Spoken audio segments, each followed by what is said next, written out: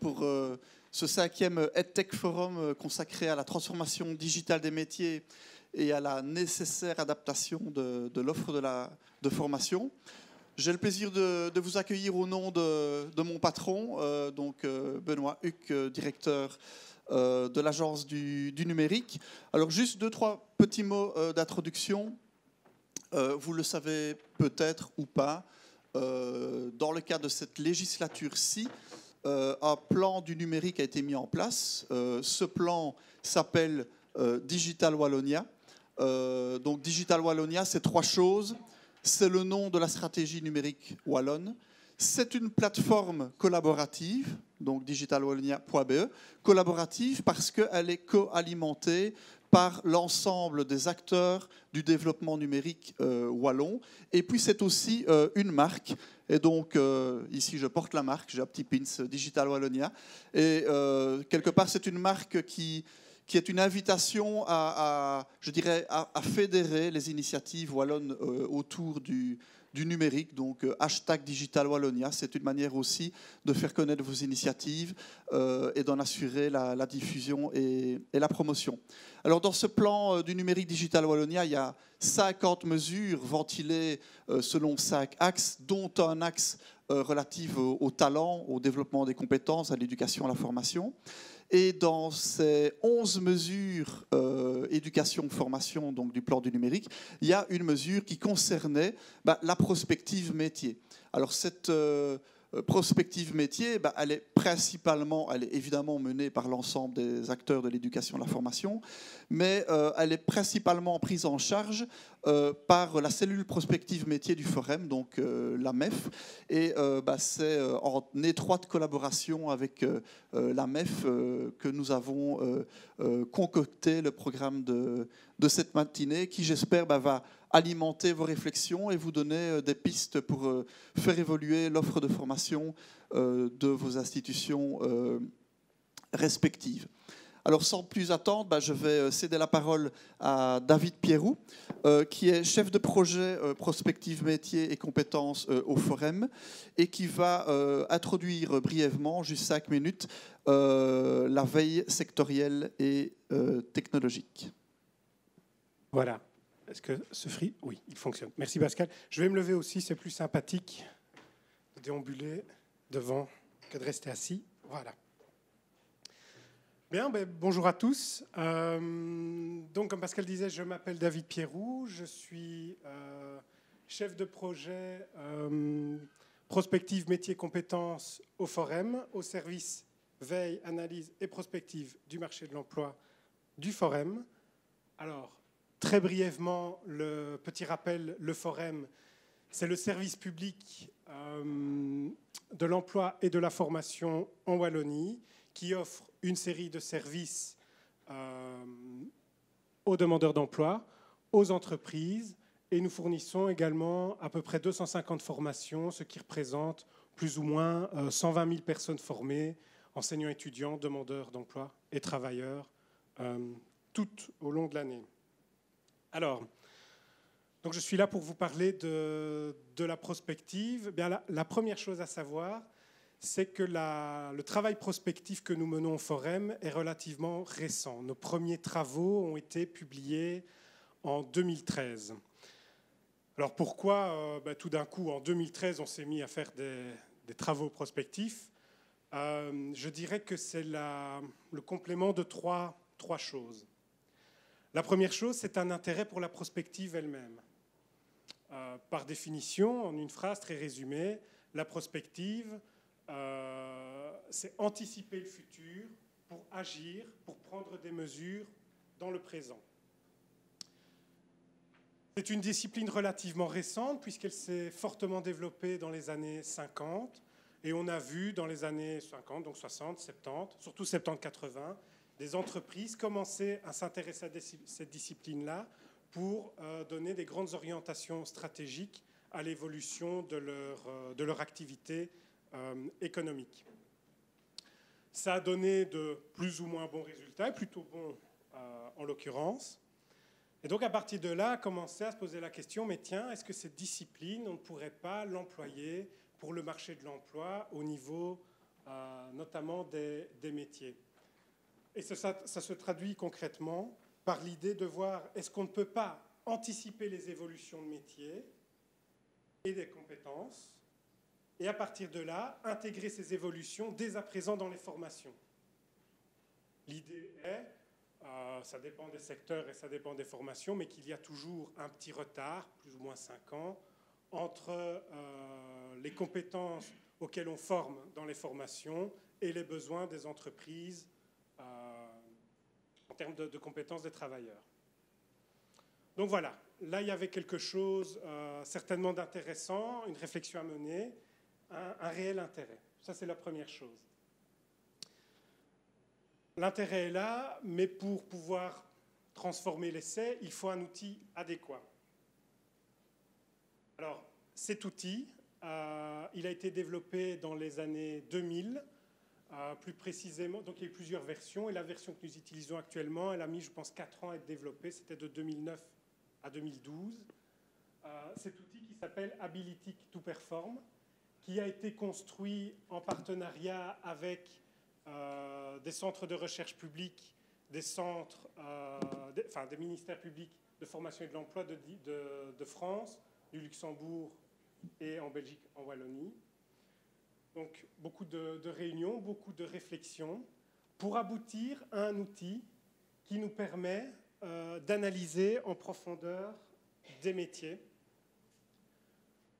Actuellement, nous sommes en phase vraiment de production et donc nous essayons de couvrir 70 métiers sur 4 ans, entre 2015 et 2019. Et pour chacun de ces métiers-là, on se pose des questions. Quel est le périmètre précis actuel du métier ? J'y reviendrai par la suite, mais ce périmètre, en fait, c'est l'ensemble, c'est la somme des tâches et des activités à mener dans le cadre du métier. À partir de là, voir quelles tendances vont influencer le métier dans les 3 à 5 ans, comment répondre à ces évolutions et quelles sont les compétences requises à l'avenir. En se posant ces 4 questions et en y répondant, eh bien, on apporte vraiment une analyse qui permet une aide à la prise de décision en termes notamment d'orientation, de formation ou de sensibilisation. Oui, 3 minutes. Okay. Voilà. On a l'intérêt, on a l'outil. Reste à voir, 3e élément, une impulsion vraiment pour lancer les choses. Cette impulsion, on l'a eue avec le plan Marshall 4.0. Quand on regarde le plan Marshall 4.0, il y a plusieurs axes sur lesquels le Forum peut intervenir très concrètement et où la prospective apporte réellement une plus-value. Notamment l'axe 2, renouvellement des stratégies des pôles de compétitivité. Eh bien, nos analyses, en éclairant sur les évolutions d'avenir, permet d'apporter un éclairage réellement qui permet de prendre des décisions au niveau des pôles de compétitivité, mais aussi de nos centres de formation et des centres de compétences. Encore plus directement, on peut agir notamment sur le renforcement du lien entre l'offre de formation et les métiers d'avenir, puisque, comme je vous ai dit, on apporte cet éclairage, on arrive à montrer ces évolutions de compétences attendues dans les 3 à 5 ans. Alors, ce que je vous ai présenté... Il y a un pointeur ici. Ce que je vous ai présenté au niveau de l'outil prospectif Ability to Perform se retrouve dans ce pilier-ci de notre dispositif prospectif. Nous avons d'autres piliers. Nous avons la prospective secteur métier et la veille permanente par domaine d'activité. Et nous avons aussi les tables rondes ponctuelles, j'y reviens dans un instant. La veille permanente par domaine d'activité stratégique, je ne vais pas trop en parler maintenant parce que ça va être le sujet notamment de Michel qui intervient juste après moi. Mais en gros, c'est à travers cette cellule-là que nous arrivons à produire des rapports par domaine d'activité. Il y a 13 domaines d'activité stratégiques définis en Wallonie et sur lesquels on a vraiment pu, sur un secteur, balayer de manière large les évolutions attendues pour ce secteur d'activité économique. Concrètement, ça a donné lieu à 2 grosses publications. La première en 2013 sur les métiers d'avenir par secteur d'activité économique et la deuxième publication en 2016 sur les effets du numérique par domaine d'activité. Et donc là, vous avez un balayage, je vais dire, relativement large. On ne va pas dans le détail des métiers, on ne va pas dans le détail des compétences, mais c'est pour donner vraiment un horizon assez large, l'environnement dans lequel les métiers évoluent. La prospective secteur métier, c'est le dernier pilier qui a été activé au deuxième semestre 2016. Je vois que je n'ai plus beaucoup de temps, donc je vais aller très vite. En gros, un des objectifs de ce pilier-là est de faire émerger les métiers d'avenir que nous allons travailler dans ce troisième pilier, donc pilier sur métiers et compétences, dont je ne dis pas plus puisque c'est l'objet de ma deuxième intervention. Voilà. Et enfin, les tables rondes ponctuelles, comme son nom l'indique, ce n'est pas un groupe permanent, c'est vraiment un groupe qui se réunit pour des questions spécifiques, ponctuelles, qui ne seraient pas traitées dans les 3 autres parties du dispositif. Voilà, je vous remercie. Merci David.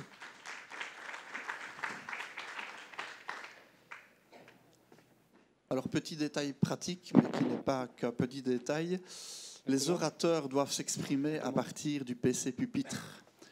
Car nous avons une captation webcasting, et donc vous pourrez visionner la conférence matin, midi et soir, autant de fois que vous voudrez dans le futur.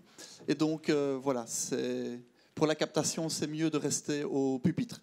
Et donc j'ai le plaisir d'accueillir Michel Orban, chef de projet au Forum, qui va parler du secteur TIC, en Wallonie et présenter un état des lieux et des tendances en matière de métiers et de compétences.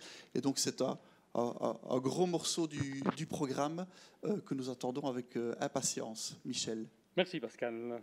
Est-ce que ces micros-là fonctionnent? Bien. Oui, très bien. Voilà, donc je vous propose de faire un survol qui ne sera évidemment loin d'être exhaustif, mais sur les évolutions, les grandes évolutions. Attendez que je trouve là. Où est le bon bouton? Où est la clé?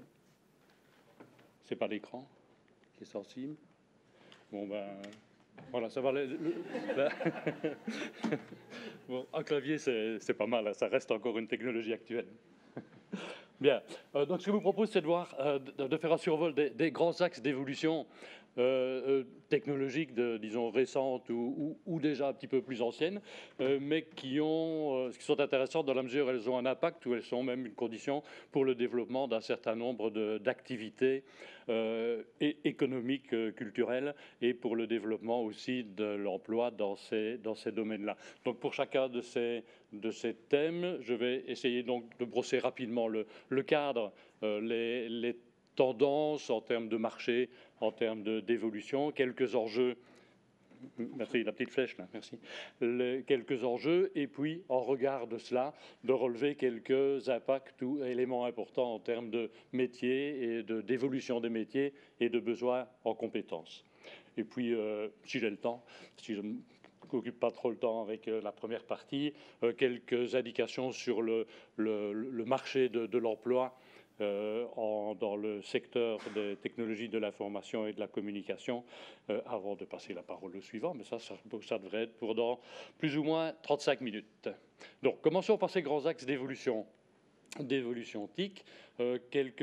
Voilà celles que j'ai retenues et que je vais donc aborder une par une, avec un premier point qui n'est pas vraiment une évolution technologique en soi, mais qui me paraissait intéressant de souligner, c'est l'importance et le besoin de la recherche en support, en alimentation de tous ces développements qui se présentent devant nous et dont on se demande ce qu'on peut en faire. De la recherche fondamentale, évidemment, en insistant sur cette dimension-là. La recherche appliquée a plus facilement droit de citer dans les activités parce que sa rentabilité immédiate ou proche apparaît plus évidente. Mais ça me paraissait intéressant dans tous les domaines d'insister sur l'importance de la recherche fondamentale Je revais ici pour l'illustration quelques domaines qui avaient attiré mon attention ces derniers temps. Et recherche de connaissances de différents phénomènes, que ce soit les propriétés quantiques de la matière, les propriétés particulières de cette forme de la forme de carbone monocouche qu'est le graphème, et qui a des propriétés assez intéressantes en termes de conductivité, de résistance à l'attraction, etc.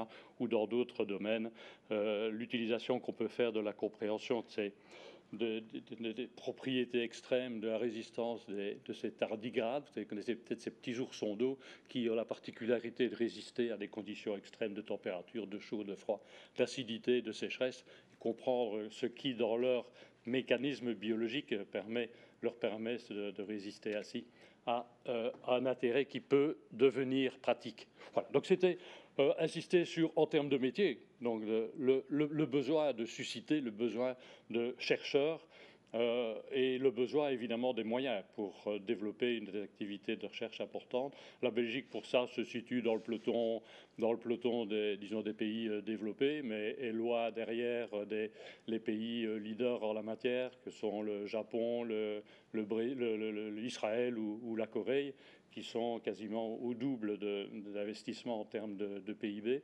Mais je crois que c'est aussi une préoccupation au niveau de l'enseignement et de la formation dès la maternelle, et la préoccupation développer et proposer d'un enseignement qui développe la curiosité, la créativité, la divergence. C'est ce qui peut favoriser l'émergence de vocations dans le domaine scientifique et technique. Bon, venons à des aspects un petit peu plus directement technologiques.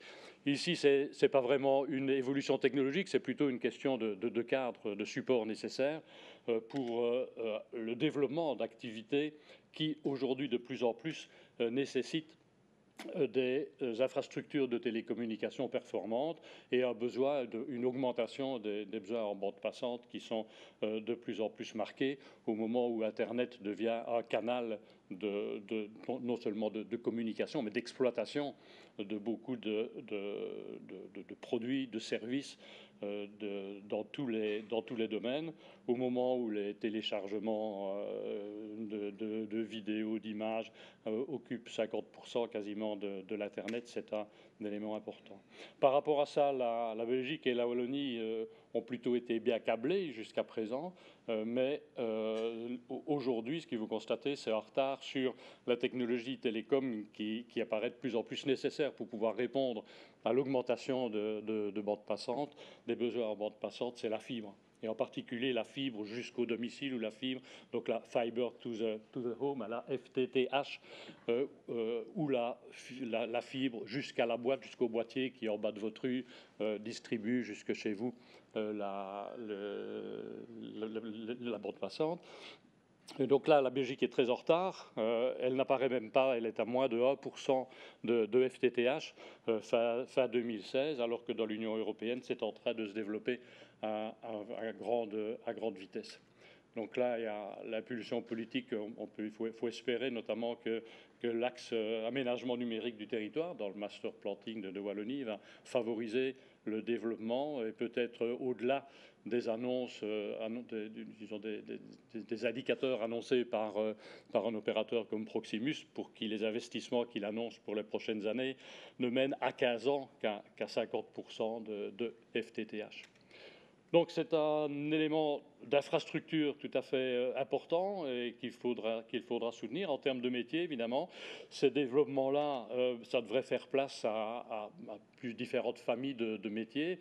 On aura besoin, pour la mise en place et l'exploitation de ces infrastructures, évidemment de métiers du commerce pour l'offre de services et des produits, au niveau des études, de piqueteurs, de relevés de terrain, de personnes qui font des relevés de terrain, qui dressent les projets d'études, qui coordonnent, et puis au niveau des travaux où il y a potentiellement des possibilités potentielles de recrutement le plus important, l'installation de la fibre, la pose de câbles, les raccordements, l'entretien des installations, etc.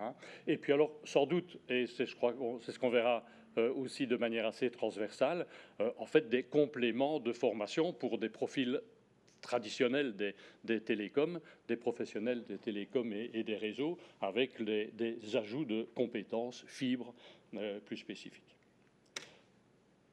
Donc c'était l'aspect infrastructure et réseau. Un autre aspect d'infrastructure, c'est le développement et les besoins en centres de données, importants puisqu'ils sont le substrat de toute l'activité informatique, de l'info nuagique, du cloud, et d'une manière générale de tous les entrepôts de données publics et privés, qui sont aujourd'hui dominés par les géants mondiaux, américains, quelques Français. Et donc il y a là aussi, en termes régional ou national, des enjeux quasi économiques et géopolitiques d'avoir accès, d'avoir le contrôle sur des centres de données locaux, avec notamment toutes les questions d'accès aux données et donc de protection des données qui sont un élément de plus en plus important dont qu'il faut prendre en compte.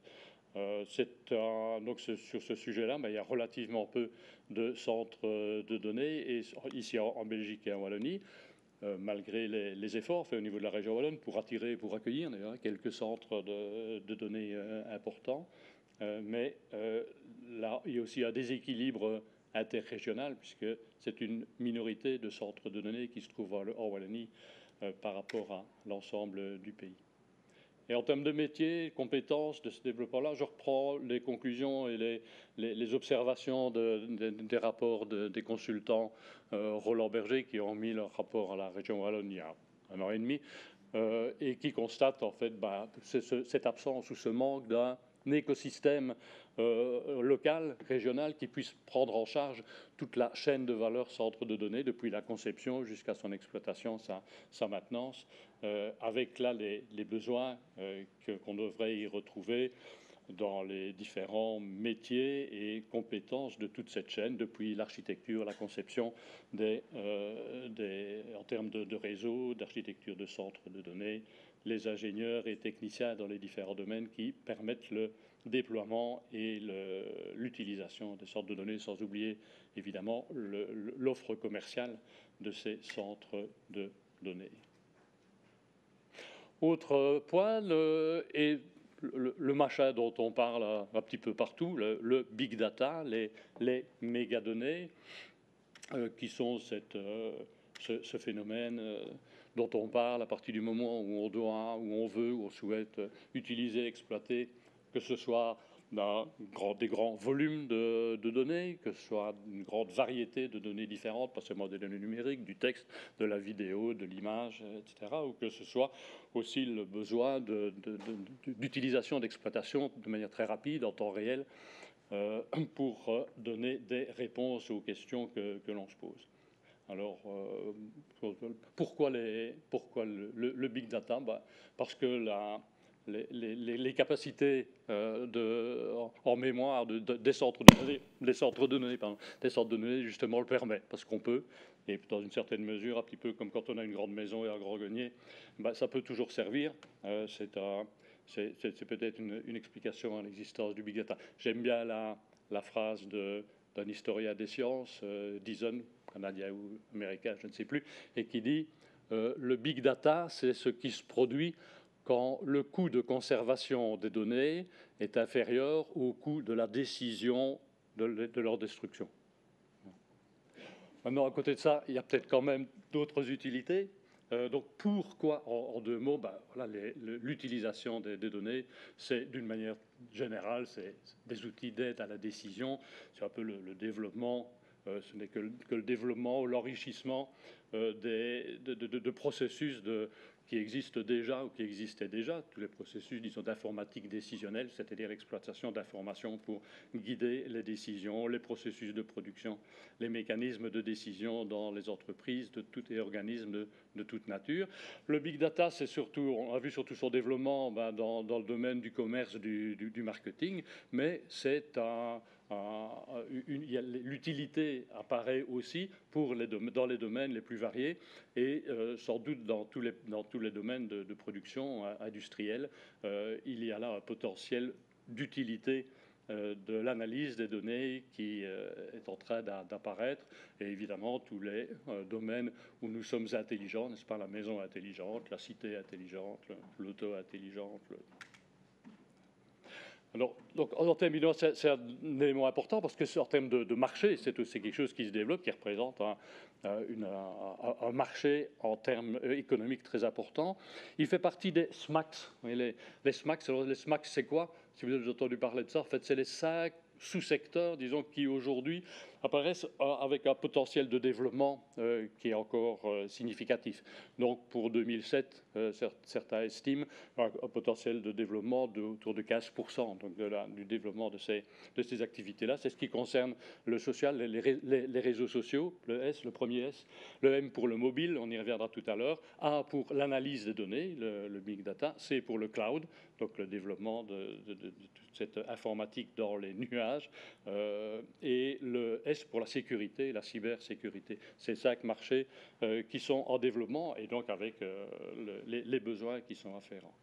Donc, en ce qui concerne le big data, une estimation du marché, donc on a des projections de marché mondial en 2020-2021 à plus de 67 milliards de dollars, donc avec des augmentations par an significatives. Il faut, disons, constater ou regretter que par rapport à cela, l'Union européenne, les pays de l'Union européenne sont plutôt en retard et que certaines estimations disent que on n'utilise que 30% de la valeur ajoutée potentielle du big data et que le reste va ailleurs, et en particulier donc, chez ces fameux grands acteurs mondiaux. Voilà. Donc c'est un enjeu aussi pour la Wallonie, et en particulier dans la prise de conscience de la valeur potentielle de toutes ces données que l'on peut connecter relativement à toutes les activités de production et de services, et l'importance de la qualité des informations. Et c'est un domaine où, notamment dans le tissu wallon de petites, moyennes et de très petites entreprises, il y a encore place et besoin d'un travail de sensibilisation des responsables de ces entreprises-là sur le potentiel qui est dans leurs mains dans cette direction donc, de l'exploitation et de l'utilisation des données. Voilà. Donc évidemment, en termes de besoins en compétences, il y a tout ce qui concerne toutes les compétences et tous les métiers qui sont liés à l'exploitation, à la gestion, à la construction de bases de données, d'entrepôts de données. On retrouve évidemment là le déjà célèbre data scientist, le scientifique des données, qui est un peu le génie d'aujourd'hui, à la fois expert informaticien, statisticien, mathématicien, et qui est un peu dont on attend qu'il aide au développement de nouveaux outils, de nouveaux algorithmes. Mais je dirais à côté de ce scientifique de niveau élevé, il y a aussi place et besoin pour des fonctions, je dirais, intermédiaires ou plus d'application ou d'exploitation d'outils existants ou de paramétrage d'outils existants. Donc les appellations sont multiples et on découvre chaque jour des nouvelles appellations de métiers. C'est intéressant d'aller voir les offres d'emploi et de voir l'inventivité donc dans ce domaine. Je vous les laisse lire. Et s'il y a 3 petits points, là, il y en a encore bien d'autres. Et donc, ça suppose des compétences. Là derrière, il y a des compétences très techniques dans tous les domaines de l'exploitation des bases de données, que ce soit dans leur gestion, dans la mise en place de bases de données sur des plateformes distribuées, de différents types de bases de données, des bases SQL, des bases pas seulement SQL, puisqu'on doit exploiter aujourd'hui notamment toutes les données qui proviennent des réseaux sociaux et de l'e-commerce. On n'est pas seulement justement dans l'exploitation de données numériques bien claires. Il faut faire des analyses de contenu, etc. Évidemment, développement aussi de tout ce qu'on appelait, ou ce qu'on appelle toujours, disons, tout ce qui est informatique décisionnelle, de l'apprentissage machine, de la gestion des entrepôts de données, de langage de programmation spécifique ou qui se spécialise dans ce domaine, et de méthodes d'exploitation statistique et mathématique avec les outils qui sont proposés pour le développement et l'exploitation du big data.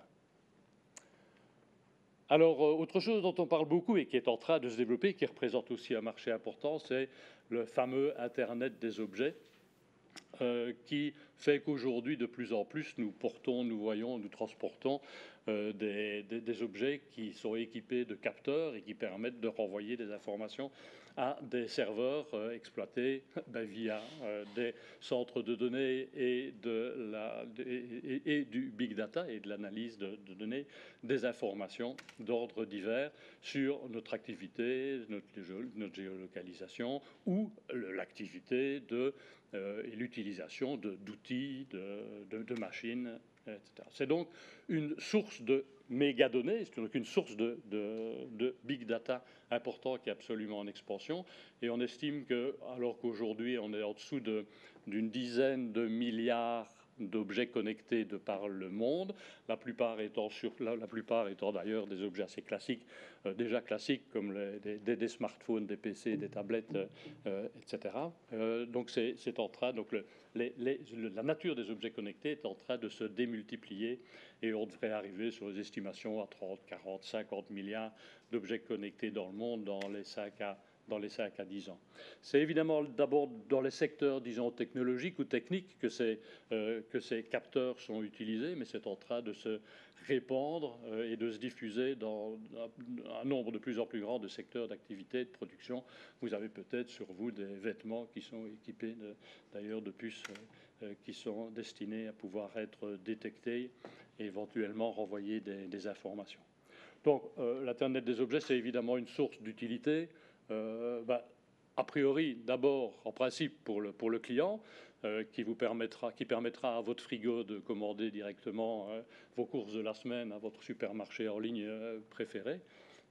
Donc, si vous estimez que c'est une augmentation de service, voilà un niveau d'utilité qui paraît évident. Mais c'est aussi, évidemment, par le retour de data vers les producteurs et les utilisateurs de ces objets connectés et des données, la possibilité de travaux de surveillance, de compréhension, de l'utilisation de leurs objets, de leurs produits pour une amélioration ou une inflexion de leur production, inventer de nouveaux produits, revoir leur processus de travail, innover et produire de nouveaux services.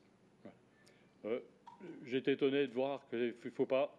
Un élément qu'on semble oublier assez bien, assez vite, c'est le coût, parce qu'il ne suffit pas de produire l'objet connecté et puis d'équiper un objet, mais si l'objet est connecté, c'est pour recevoir des données et les utiliser. Donc il y a des coûts derrière. Il y a des coûts de communication. L'objet doit pouvoir communiquer ces données. La gestion des capteurs, l'entretien des capteurs, ce sont des éléments importants. Et j'ai vu une estimation, par exemple, qui pouvait amener un coût simplement en communication par mois et par appareil, un coût de plus $1 pour le déploiement d'une centaine de milliers d'objets connectés.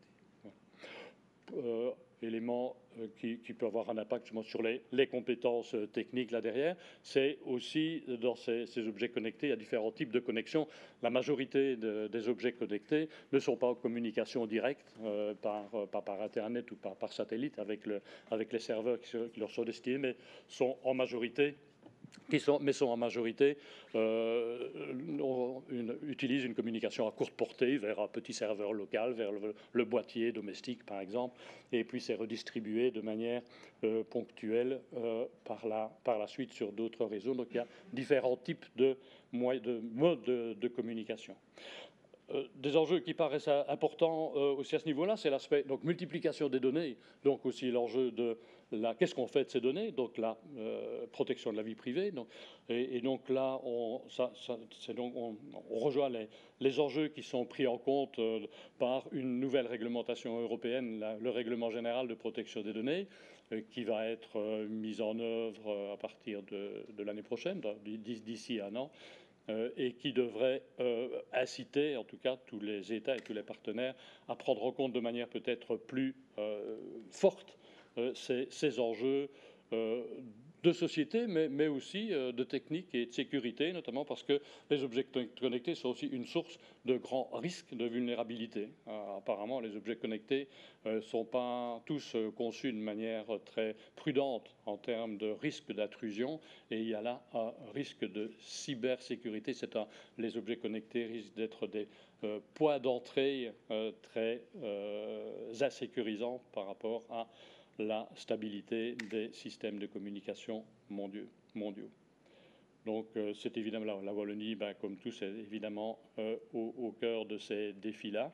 Et c'est aussi des développements à soutenir au niveau de la recherche, développement via la mutualisation, via le partage de ces enjeux au niveau des pôles, etc. Donc là, des choses se développent aussi. Une série donc de compétences, puisque à toutes les compétences, disons, informatiques, les compétences de télécommunication, d'analyse de données, il faut aussi ajouter les compétences spécifiques en termes de matériel, de hardware, et de processus d'embarquement des objets.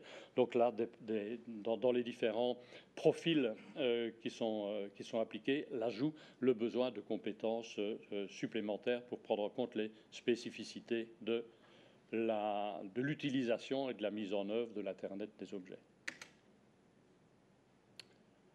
Alors, autre axe de développement qui paraît intéressant et qui est à souligner parce que c'est une technologie qui apparaît aujourd'hui comme à maturité et qui a un potentiel d'utilisation et de développement. Donc, à maturité, ça veut dire simplement qu'il commence à y avoir des utilisations de l'impression 3D, de la fabrication additive, qui sont expérimentées. Voilà. Donc, les technologies arrivent à maturité, mais c'est un secteur qui est à développer et qui a des particularités, évidemment, qui sont intéressantes, puisqu'on passe directement de la conception d'un objet à sa fabrication en transférant les fichiers de conception assistée par ordinateur, les conceptions de dessin assistées par ordinateur. Et ce qui donne du potentiel aujourd'hui à cette innovation-là, c'est le fait qu'on a accès, on a la possibilité d'utiliser la fabrication additive avec une gamme de matériaux de plus en plus variés et donc de répondre à des demandes ou des intérêts dans des domaines de plus en plus variés. On utilise non seulement des métaux ou des alliages de métaux, mais aussi de la fibre de carbone, de l'encre conductrice, même, c'est un peu à part, mais des matériaux organiques, des produits pharmaceutiques. Donc les possibilités sont assez variées dans les domaines de l'aérospatial à la médecine, la construction, etc. Alors, donc c'est la fabrication additive, ça s'oppose à la fabrication soustractive, donc aux formes d'usinage traditionnel où on enlève de la matière, donc ça a un certain nombre d'avantages. Le principe, c'est toujours le même, c'est en fait d'ajouter couche par couche des gouttelettes ou des fils du matériau qu'on utilise, qui permet des combinaisons de matériaux, qui réduit les besoins d'assemblage par rapport à l'usinage traditionnel, qui permet plus de répondre à des demandes que de répondre à la demande de manière personnalisée, comme par exemple pour la fabrication de pièces détachées. Mais c'est évidemment, c'est par contre un processus qui limite la production. Il ne s'agit pas de faire de la production en grande série avec de la production additive, en tout cas aujourd'hui, la taille des produits, la taille des pièces fabriquées. Et aussi, de manière peut-être plus spécifique, et on va la retrouver du côté des compétences, des nécessités de post-traitement qui sont spécifiques par rapport à l'usinage traditionnel. Alors en termes de marché, ce n'est pas encore énorme par rapport à l'usine, par rapport aux 100 milliards de dollars de chiffre d'affaires de l'usinage, de l'activité d'usinage traditionnelle. Mais c'est un secteur qui se développe petit à petit avec une augmentation et des taux d'augmentation qui sont intéressants. En Wallonie, il n'y a pas encore énormément d'activités comme ça, quelques dizaines d'acteurs, de producteurs qui s'essayent, qui commencent à proposer des services. Une entreprise belge, c'est un leader mondial, en tout cas avec une reconnaissance mondiale, mais il s'agit surtout d'un secteur à développer au niveau de la recherche du potentiel, de la sensibilisation, de formations complémentaires dans ce domaine, avec le besoin donc, de soutien aux investissements, parce que c'est évidemment, vous pourrez le deviner, un domaine d'activité où les investissements sont importants. Les machines 3D, les imprimantes 3D, suivant leur taille, ça monte jusqu'à des centaines de milliers d'euros. Donc il y a là un soutien public qui peut être intéressant à des projets d'investissement dans ce domaine, sous des formes évidemment diverses et qui peuvent être précisées. Donc, par rapport à ça, vous aurez peut-être entendu qu'il n'y a pas vraiment de nouveaux métiers, mais plutôt par rapport pour les profils et les métiers traditionnels de l'usinage, de l'industrie manufacturière, à compléter, donc des profils à compléter par des grappes de compétences, fabrication additive, et dans la mesure aussi où c'est sans doute un processus de fabrication qui va venir ou qui devrait venir compléter les processus de fabrication plus traditionnels. Et donc là, pour les personnes qui vont acquérir ces processus, ces compétences, fabrication additive, à un potentiel intéressant donc, en termes d'emploi, que ce soit dans les différentes phases du travail de fabrication, au niveau de l'analyse des besoins, la relation avec le client et la mise en relation avec les possibilités techniques, de la modélisation, évidemment tout le travail de conception avec de nouveaux logiciels ou des logiciels augmentés pour la fabrication additive. J'évoquais tout à l'heure des techniques de post-traitement des pièces fabriquées en 3D, et puis tout ce qui accompagne l'industrie 3D, en particulier la maintenance préventive, prédictive, curative, même si celle-ci est plutôt aujourd'hui toujours dans les mains des fabricants, qui sont d'ailleurs assez loin de nous. Et puis tout ce qui concernait la mise en œuvre pratique sur le terrain dans les usines de cette nouvelle technique. J'évoquais tout à l'heure le mobile comme un des SMACs, donc ces secteurs en développement. Effectivement fait partie des SMACs, donc des secteurs d'activité qui ont aujourd'hui un taux de développement important et qui est devenu incontournable. Nous avons quasiment tous, en tout cas 80% des adultes dans le monde, paraît-il, auront un smartphone. 10 minutes, merci. Ou un smartphone dans leur poche dans quelques années. Et où est-ce que je suis? Oh, là, pas tout ça. Ah, mais et donc, le mobile, l'augmentation, on passe de la 3G, 4G, bientôt à 5G, etc. Donc là, il y a aussi, on rejoint donc les développements évoqués tout à l'heure en termes de communication, des besoins d'accès. Aujourd'hui, les recherches sur Internet, le commerce en ligne, etc., est en train de passer principalement dans les pays comme les États-Unis, la Chine, le Royaume-Uni. La moitié du commerce électronique, de la banque en ligne, passe par le canal mobile, et ça ne va certainement pas diminuer.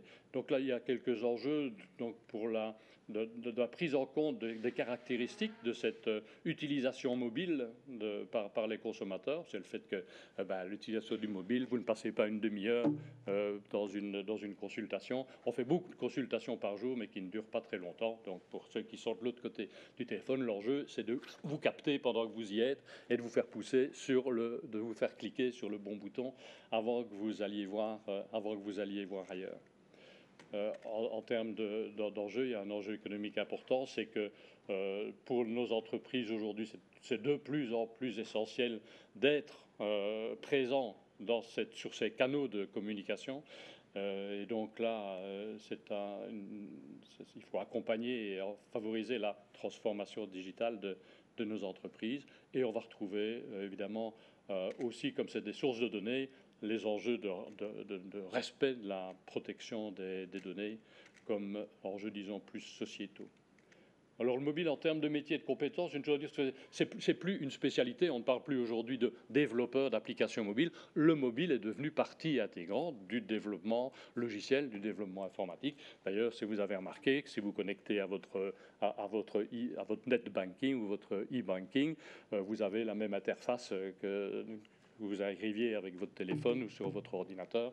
On parle de conception adaptative, de responsive design, c'est partie intégrante donc de ces compétences. Ça fait partie du développement.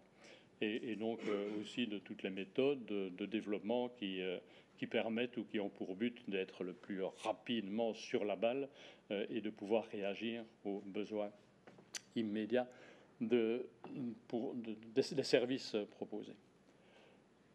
Alors, donc, au niveau de la conception, du commerce, du marketing, ça, évidemment, ça entraîne des attentions particulières. Le mobile, c'était tout petit, ce machin-là. Donc, dans la conception, il faut bien penser à ce qu'on fait. Aujourd'hui, on ne parle plus d'ergonomie, on ne parle plus d'interface homme-machine. Aujourd'hui, on veille à proposer à l'utilisateur une expérience affective et émotionnelle. Il faut aimer entrer en contact, n'est-ce pas, à travers son téléphone. Et donc, ça, c'est important. Donc, on parle c'est UX, donc c'est expérience utilisateur. Donc, c'est l'ergonome d'aujourd'hui, quand même. Évidemment, c'est tout à fait autre chose quand on l'appelle comme ça. Donc, des enjeux aussi d'analyse de données, puisque c'est un des canaux de remontée d'informations. Réalité virtuelle, réalité augmentée, c'est des éléments qui sont aussi en développement.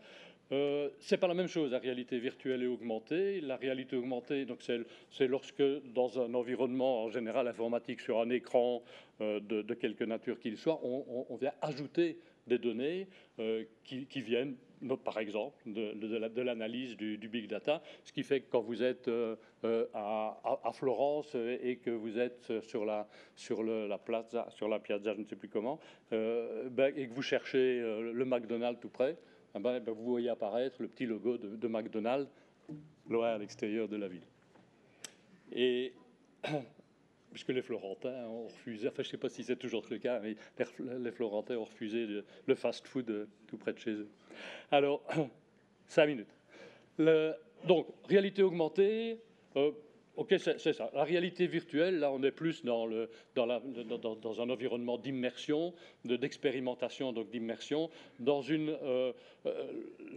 réalité, c'est pas de la réalité, justement, puisque c'est virtuel. Donc, moi, j'ai trouvé que l'expression plutôt virtualité de plus en plus réaliste exprime mieux le phénomène. Aujourd'hui, son développement est intéressant. On voit des développements se profiler. C'est encore relativement limité, ne serait-ce que par les conditions matérielles qui sont imposées. L'outil de développement de la réalité virtuelle, c'est le casque de réalité virtuelle. Je n'ai pas encore vu grand monde dans la rue se promener avec ça. Donc, on est dans des sphères d'utilisation assez limitées du jeu, ou alors aussi l'expérience, je le dis pour être plus sérieux, dans le domaine de la formation, des situations de simulation, pardon, dans le domaine de formation dans différents axes. Alors, au point de vue marché, c'est intéressant. Peut-être que réalité virtuelle, c'est ce qui fait le plus, rêver, mais en termes de marché, en fait, dans les années qui viennent, l'axe de développement, et avec un potentiel de développement important, c'est plutôt la réalité virtuelle, où on annonce des prévisions pour 2021, voilà, jusqu'à 3 quarts à 80% des 108 milliards de marchés annoncés pour ces deux axes de développement. Voilà. Donc il y a place là pour des profils techniques, créatifs et tout ça, des métiers à développer, beaucoup de choses à inventer. Hop. Bon. Alors, cybersécurité, je vais passer rapidement dessus parce que j'ai déjà évoqué cet aspect-là 1 ou 2 fois, mais c'est évidemment un élément important. Je crois qu'on entend quasiment tous les jours maintenant l'évocation d'attaques sur les réseaux, dans les entreprises et compagnie, dans un monde toujours plus interconnecté et avec des infrastructures et des outils qui ne sont pas nécessairement les mieux protégés. Il y a là des risques énormes, et même à un niveau moins pointu, au niveau technique, au sein des organisations et des entreprises, le besoin de prise de conscience par les personnes clés dans l'utilisation de l'information, de la prise de conscience de ce risque-là et de ces enjeux-là est essentiel, avant même le développement de compétences pointues en cybersécurité, mais qui fait qu'en tout cas, c'est ces risques-là qui font que c'est un marché qui est en plein boom, et que d'ici, dans les années qui viennent, on sera aussi à plus de 100 milliards de dollars de marché. Pour parler de la Belgique et de la Wallonie, c'est effectivement un sujet à contenu qui rentre de plus en plus, qui complète les formations actuelles au niveau informatique, etc. Et on peut souligner la mise en place cette année de ce master interuniversitaire pour le spécialiste en cybersécurité. Voilà. Donc cybersécurité, ça fait partie des SMACS. Et donc le besoin de compétences en sécurité, en sécurité informatique à intensifier à tous les niveaux de la conception de la chaîne de valeur données, de la chaîne de valeur informatique.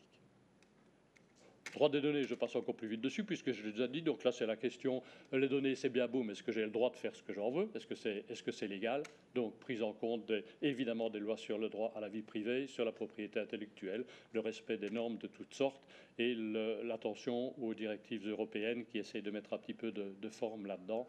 J'ai déjà dit à propos de l'Internet des objets et d'autres, les risques liés à ce point de vue-là. Donc, responsabilité d'information, de sensibilisation sur les bonnes pratiques en matière de droit des données et de respect de la protection des données chez tous les acteurs de formation dans les entreprises pour les politiques publiques. J'ai évoqué tout à l'heure le RGPD européen qui va imposer la mise en œuvre d'un nouveau profil, le responsable de la protection des données dans les entreprises à l'horizon de mai 2008. C'est lui qui sera responsable du respect de ces dimensions-là. Jeux vidéo, je passe vite dessus. J'avais pris, s'il avait un petit peu de temps, parce que c'est un marché important. C'est pas nouveau, le jeu de vidéo, mais c'est un marché important. C'est le premier marché de l'industrie culturelle mondiale, avant le cinéma. Donc c'est un marché énorme. Mais c'est un marché aussi qui est où la concurrence est mondiale, et c'est très difficile pour les studios, les petites entreprises et les studios wallons en particulier de prendre place sur ce marché-là. Ça demande en général des investissements importants, c'est difficile, des investissements avec beaucoup de risques de pertes. Hein. On ne gagne pas à tous les coups. Et donc là, c'est des enjeux importants avec sans doute des attentes aussi de soutien de ce secteur si on veut encourager les entreprises et les studios existants à réussir dans ce domaine, plutôt que d'aller voir ailleurs si l'herbe n'est pas plus verte chez Ubisoft. Voilà. Donc il y a dans le jeu vidéo, métier du design, les métiers technologiques, il y a là aussi donc des profils, soit spécialisés, plutôt du côté des grandes entreprises, là il y a des métiers qui se spécialisent, soit pour des petits studios comme chez nous, plutôt des profils plus généralistes, parce que quand on est une entreprise de 5 personnes, on ne sait pas donner place à 25 métiers différents. Voilà. Voilà. Donc, je suis presque au bout. 3 petits points. Il y aurait eu d'autres choses à dire. Et peut-être des aspects moins technologiques. Il y a deux mots qui me venaient à l'esprit, peut-être pour évoquer plutôt dans une dimension sociétale, puisqu'on parle quand même, ici, l'intérêt de ceci, c'est de voir en termes d'emploi, de formation, les conséquences. Je pense à un angle de vue, l'automatisation du travail, la robotisation. Est-ce que c'est des choses qui suppriment des emplois? Est-ce que c'est quelque chose qui permet de créer des emplois? On entend des discours très variés, suivant l'endroit d'où ils viennent. Je lisais ces jours-ci une recherche récente du MIT, de l'Université de Boston, sur la période 1990-2007. Okay, donc 2007, c'est il y a déjà longtemps. Hein, on est 10 ans plus tard, donc avec un développement de l'automatisation qui a encore bien augmenté. Mais sur cette période-là, déjà, ils ont mesuré que dans l'industrie manufacturière américaine, pour un robot par tranche de 1000 salariés, ça voulait dire 5 à 6 emplois supprimés. Donc, voilà. Donc ça paraît C'est pas 80% des emplois disparus à cause de la robotisation, etc. Non, ça paraît quand même assez mesuré, mais aussi négligeable. Donc je crois qu'il y a aussi des questions qui ne sont pas technologiques, qui sont sociétales, qui sont politiques.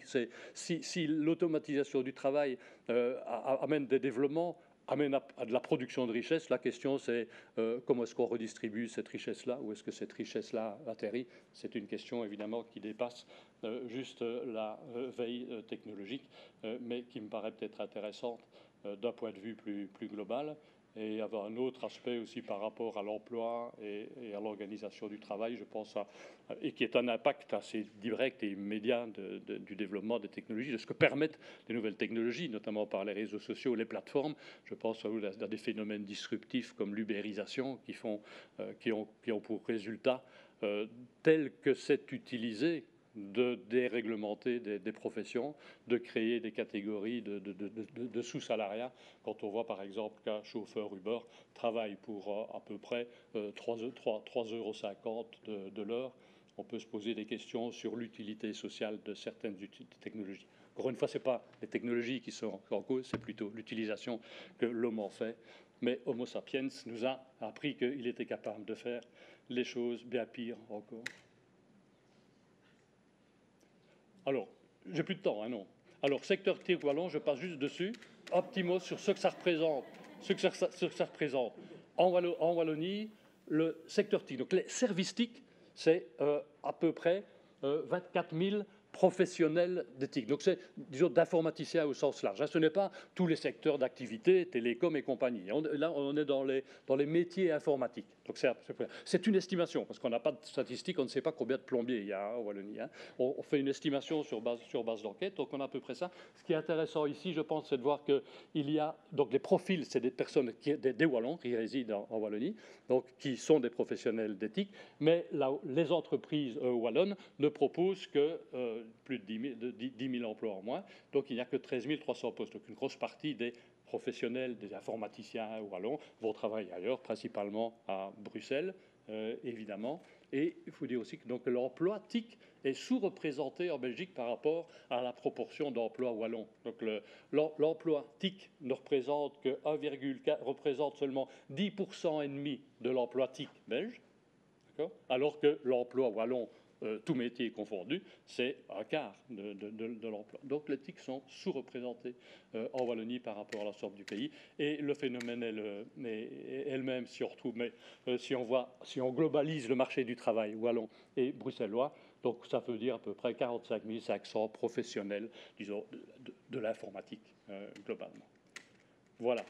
Ça, vous verrez dans la présentation un indicateur d'emploi, c'est la ventilation des offres d'emploi qui ont été diffusées par le Forum en 2006, où on retrouve en tête des métiers qui sont considérés depuis plusieurs années comme en pénurie, comme des fonctions critiques, c'est-à-dire des emplois où les employeurs ont plus que dans la moyenne de la rencontre de l'offre et de la demande d'emploi, de difficultés à remplir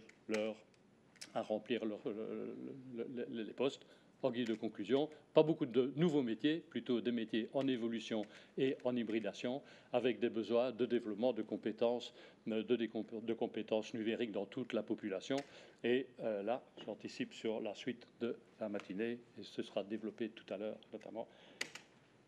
Vous avez déjà vu l'adresse où se trouvent toutes les publications prospectives du Forum, et je vous remercie de votre patience et de votre attention. Combien en plus? Merci Michel. J'ai pris la liberté de te laisser parler jusqu'au bout parce qu'effectivement c'était très intéressant et nous ne sommes pas à 5 minutes près. Cela dit, d'aucuns auront peut-être remarqué que j'ai fait une erreur de calcul de 10 minutes dans le programme. Donc à 5 minutes près, nous sommes toujours dans les clous pour terminer à 12h30 au plus tard. Mon taux est bon. Mon taux de dépassement est bon. Tout à fait. Et donc j'ai le plaisir maintenant d'accueillir Jeroen Fransen d'Agoria, qui va compléter ta présentation en nous parlant des besoins en compétences du secteur numérique.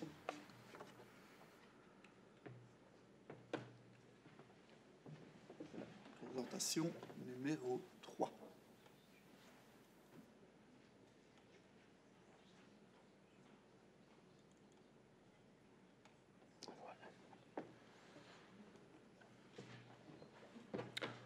Bonjour mesdames, bonjour messieurs. Je me présente, je suis Jeroen Fransen. Je suis expert pour le Centre d'expertise talent et marché du travail d'Agoria et je me focalise surtout sur les dossiers en matière TIC. Je suis néerlandophone, donc ce que je vais faire sera un mélange de néerlandais, d'anglais et de français enrhumé, quoi. Les derniers mois, je reçois pas mal de questions un peu philosophiques, questions à 1000 euros, questions sur les opportunités. Quelles seront les nouvelles fonctions, les métiers du futur? Où se trouvent-ils les défis pour nos jeunes? Ou des questions avec un ton un peu plus pessimiste. Quelles fonctions disparaîtront? Et combien de postes vont finalement disparaître à cause de la numérisation? Difficile d'y répondre concrètement en 5 minutes, mais je vais quand même essayer de lancer quelques idées. Dans l'éthique, comme Michel vient de le citer, il y a du potentiel, c'est clair. Nous sommes actuellement à 191 000 personnes qui travaillent comme digital experts au sens large du terme en Belgique. Nos entreprises ont 9 000 postes vacants, et je vais vous dire même plus, dans un contexte optimal, les CEO de nos entreprises comptent pouvoir embaucher 16 000 personnes en plus par an. Donc c'est clair qu'il y a un grand défi quantitatif, surtout quand je vous explique le chiffre de 6 000, c'est le nombre de jeunes par an qui entrent dans notre secteur. 9 000, 16 000 et 6 000. Donc pourtant, en 2020, selon des études européennes, dans ce contexte économique, dans le contexte économique où nous vivons aujourd'hui, actuellement, nous devrons être plus ou moins 230 000 professionnels experts en numérique. C'est donc clair qu'il y a du potentiel, des opportunités, mais pour quel profil alors? Et là, le deuxième défi se révèle un défi qualitatif, avec au centre du défi les nouvelles tendances en TIC, telles que Big Data, telles que Internet of Things, telles que Machine Learning, intelligence artificielle, dont vous venez de parler. Mais aussi, au cœur de ce défi, la flexibilité, l'agilité, l'employabilité, si vous voulez. Dans le monde de l'RH moderne, on ne parle plus de fonctions traditionnelles avec des listes de tâches strictes. Nous demandons et offrons de la flexibilité et réfléchissons plutôt en termes de rôle que quelqu'un pourrait jouer dans une diversité de projets. Pour pouvoir jouer ces rôles, à la base, il y a bien évidemment un socle de compétences techniques ou spécifiquement numériques nécessaires, mais la valeur ajoutée, pour nous, sera probablement dans la maîtrise d'une série de soft skills clés pour le futur. Donc les rôles et les soft skills. Les rôles qui émergeront dépendront bien évidemment du contexte et des activités de chaque entreprise. Mais pour prouver aux jeunes qu'il y a un éventail de rôles à jouer qui permettent d'avoir un impact concret, par exemple dans le contexte de l'Internet des objets, Agoria a élaboré 8 rôles auxquels on a lié les caractéristiques et les filières d'études. Je vais vous les montrer juste pour vous donner une idée. Qui va venir avec les idées sans se faire limiter trop par les règles et les structures? Qui va en faire un plan concret avec des milestones? Qui va pouvoir garantir qu'on gagnerait de l'argent avec notre plan? qui va programmer? Qui va installer les capteurs et les intégrer? Voilà le néerlandais, hein, handige techneut. Qui va en faire une bonne présentation? Qui va soigner le user experience? Qui va captiver les données? Qui va en tirer des conclusions et les présenter? Et si tout ça ne fonctionne plus, qui vient avec les solutions pour l'utilisateur? À côté de cet exercice, l'exemple des rôles, un team d'experts d'Agoria et des représentants des entreprises ont déterminé les compétences clés pour le futur. Les compétences qui, à notre avis, vont pouvoir faire la différence.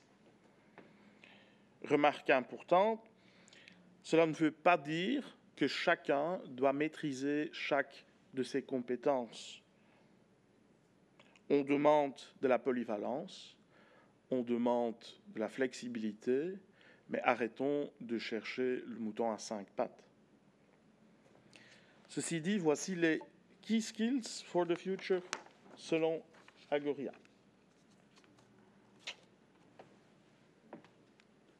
Dommage que le slide a changé un peu, mais je vais les parcourir avec vous.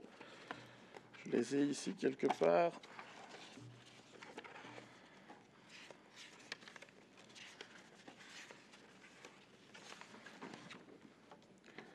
Voilà, l'approche critique, bien sûr, l'esprit de partager,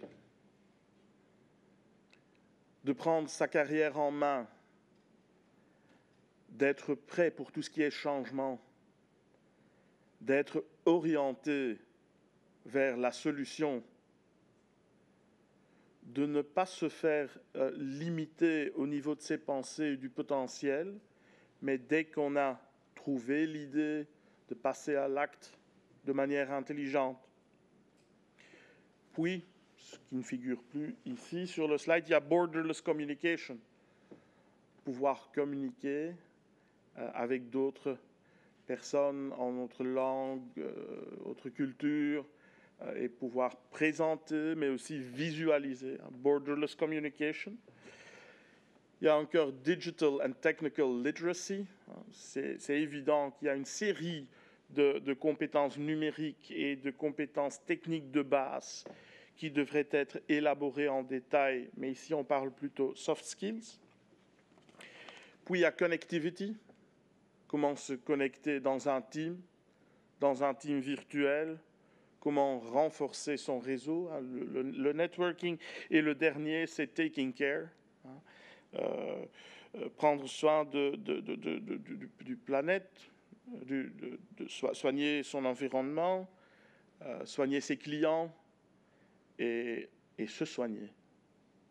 Voilà les compétences clés déterminées par Agoria.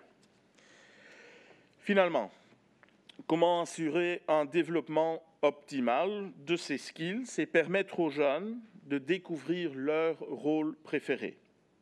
Agoria croit très fort en interaction entre jeunes et entreprises le plus tôt possible, le plus longtemps possible et de la manière la plus créative possible. Et pour nous, la méthode idéale sont les projets interdisciplinaires qui permettent aux jeunes de collaborer sur un projet concret et de vivre et découvrir les différents rôles qu'ils puissent jouer. Scène idéale pour pouvoir expérimenter pour la réussite et pour l'échec, voire pour un développement réaliste des soft skills. Voilà, je crois que j'ai utilisé mon temps. J'aimerais donc finaliser en vous disant que le paysage du futur, dans ce contexte de numérisation, n'est pas à 100% un terrain connu, c'est évident. Mais je suis convaincu qu'il y aura des opportunités pour tout le monde et des rôles importants à jouer pour tout le monde qui fera preuve d'une grande envie. Merci, thank you.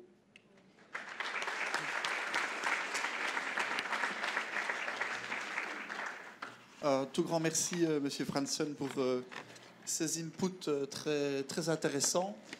Et je crois ne pas dénaturer votre propos en précisant que pour atteindre ces objectifs par rapport aux besoins de compétences, il va falloir faire monter en compétences toute la population, faire rentrer tous les citoyens dans cette culture numérique et faire en sorte que tous les citoyens montent en compétences par rapport aux compétences numériques. C'est une des priorités pour ensuite pouvoir rencontrer les besoins de certaines filières. Alors je vais repasser la parole à David Pierroux qui va nous présenter plus en détail la méthode Abilitic to Perform, qui est la méthode qu'utilise le Forum dans ses analyses métiers. Et ton défi, c'est de le faire en moins de 10 minutes.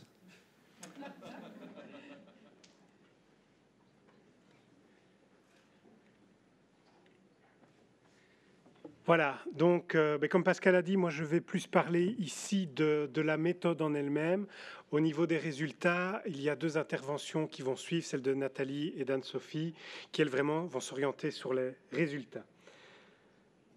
Donc moi au niveau de la méthode, je vous ai dit, faire de la prospective, il y a un intérêt, mais il fallait un outil, parce que faire de la prospective, ça ne s'invente pas comme ça, ce n'est pas quelque chose que l'on décide en quelques heures. Il faut vraiment avoir une méthode objective qui repose sur une démarche scientifique pour pouvoir obtenir des résultats de qualité.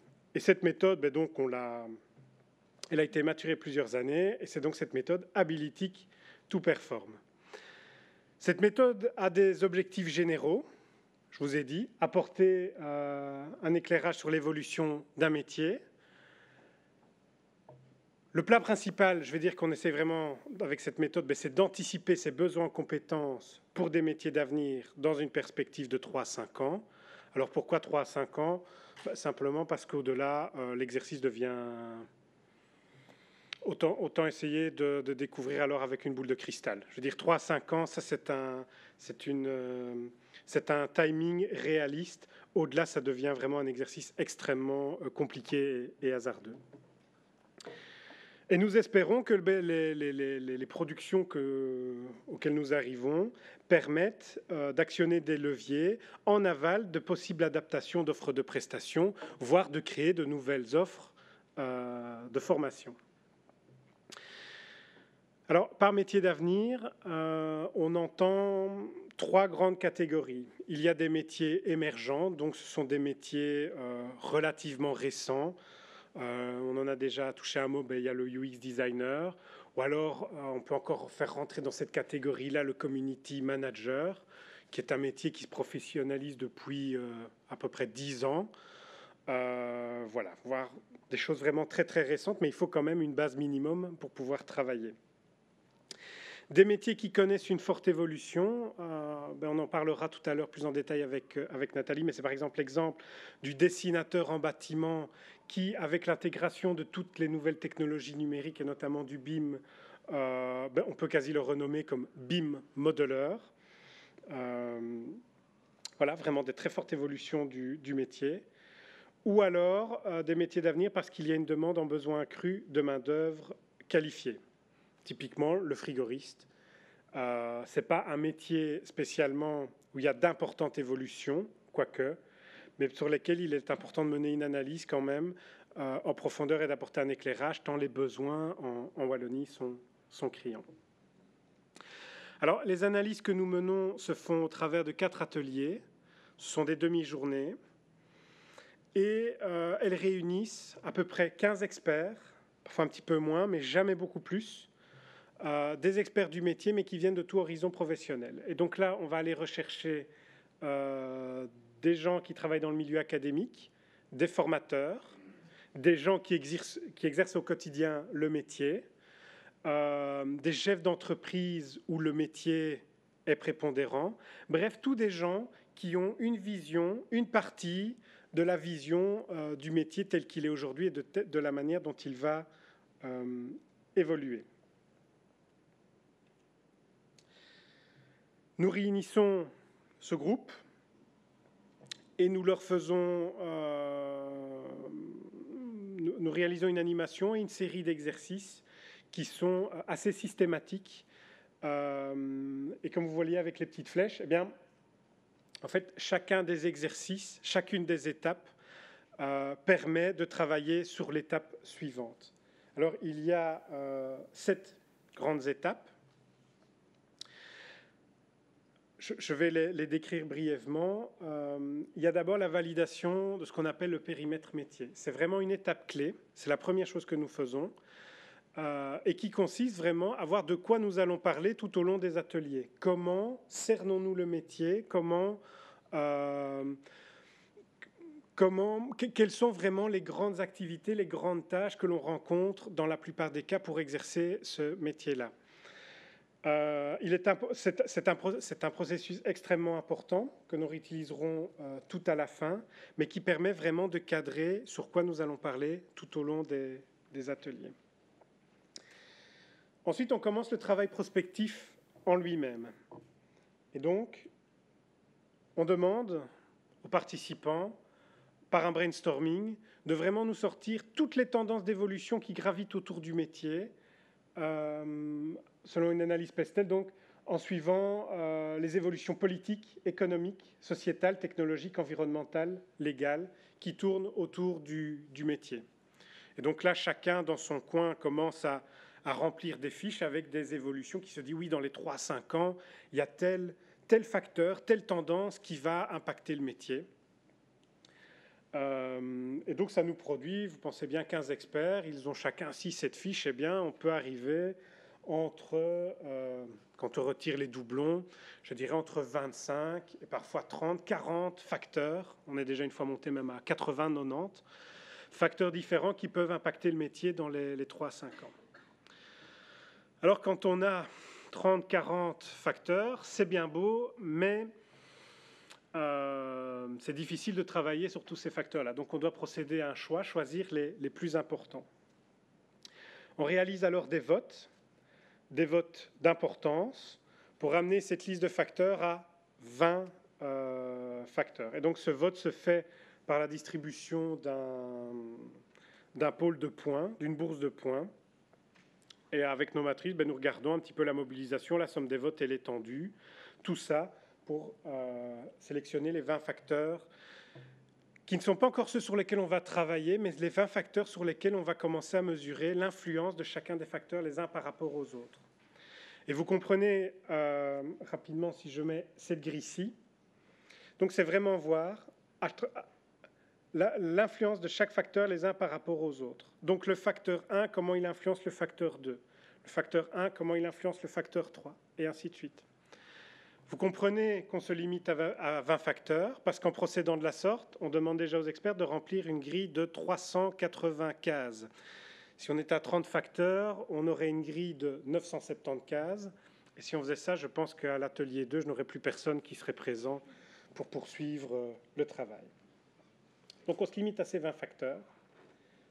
On remplit cette grille. Bon, il y a un petit souci ici, mais en gros, on a une matrice où on regarde l'influence et la dépendance de chacun des facteurs par rapport aux autres, et suivant leur positionnement, on a déjà un certain nombre de renseignements pertinents et qui nous permet de sélectionner vraiment les 10 facteurs clés qui sont ressortis et qui sont considérés comme les plus importants pour l'évolution du métier dans les 3 à 5 ans. 10 facteurs, c'est une bonne base pour poursuivre la suite du travail. Et là, on rentre vraiment dans la projection dans le futur. Donc, pour chacun de ces facteurs, on va demander aux experts de nous rédiger très brièvement la situation présente et comment ils voient l'évolution future dans les 3 à 5 ans. Avec cette base, et là, ce sont des travaux collectifs, parce que c'est quand même un exercice particulier. On fait travailler les gens par 2 ou par 3. Et pour chacun, à partir de cette base d'information, pour chacun des facteurs, on arrive à des hypothèses d'évolution déclinées en 2 ou 4 variantes, allant de variantes plutôt pessimistes à des variantes très optimistes. Pour donner un exemple, pour que ce soit concret, dans le métier de UX designer, Bon, je n'ai plus qu'une minute, donc je vais devoir aller très vite. Pour le métier de UX designer, un des facteurs qui était sorti, c'était la multiplication des terminaux. Donc l'idée, c'est qu'aujourd'hui, vous avez les terminaux, c'est l'ordinateur, c'est le smartphone, c'est un petit peu le tableau de bord. Demain, ce seront d'autres objets. On parlait des objets connectés, donc ça pourrait être, je ne sais pas moi, votre sèche-cheveux ou votre frigo. Et donc, ce facteur-là avait été retenu. Et pour cette multiplication de terminaux, il y avait plusieurs hypothèses qui sortaient qui disaient, la plus pessimiste était de dire que les gens vont en avoir marre quelque part de toute cette invasion numérique et qu'il pourrait y avoir un rejet. Ça, c'était le scénario pessimiste. Et donc, on ne voyait pas finalement une multiplication des terminaux. À des situations très optimistes qui étaient de dire, il va y avoir non seulement des nouveaux terminaux, mais vraiment quelque chose d'innovant, de majeur, qui va marquer un avant et un après. Typiquement, c'est ce qu'on a connu avec le smartphone à peu près en 2007, je pense. Voilà. Donc pour chacun de ces facteurs, des hypothèses. Encore à nouveau, des concertations et des votes pour choisir quelle est la variante la plus probable et la plus souhaitable, ce qui nous permet vraiment d'avoir une projection dans les 3-5 ans de comment les choses vont évoluer. Je vais passer cette dia-là. Une fois qu'on a ça, eh bien, on met ces scénarios d'évolution en perspective du périmètre du métier et on regarde pour chacune des tâches comment elles vont être impactées.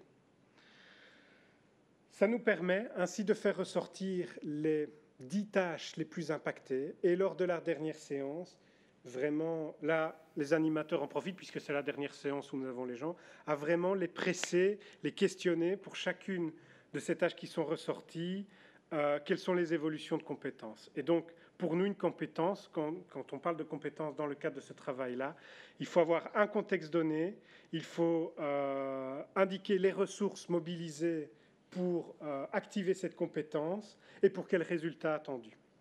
Et donc, concrètement, ça peut donner, donc pour tel métier, dans un tel contexte donné, à l'avenir, il faudra utiliser telle compétence qui demande de mobiliser telle et telle ressource pour obtenir tel résultat. Donc on arrive à quelque chose quand même d'assez précis. Et alors le fin du fin, avec nos formateurs, j'ai presque terminé, c'est d'arriver, quand on dit « Ok, c'est ça cette compétence d'avenir-là, quel est le meilleur moyen de l'apprendre? Quel serait le meilleur moyen de former à cette compétence-là » Voilà. Je vous ai dit, ces travaux, on essaye de faire une 70aine de métiers sur les 5 ans à venir. On a commencé en 2015 ou 2016. Ces analyses sont disponibles sur le site du Forum, donc disponibles à l'adresse qui est affichée ici.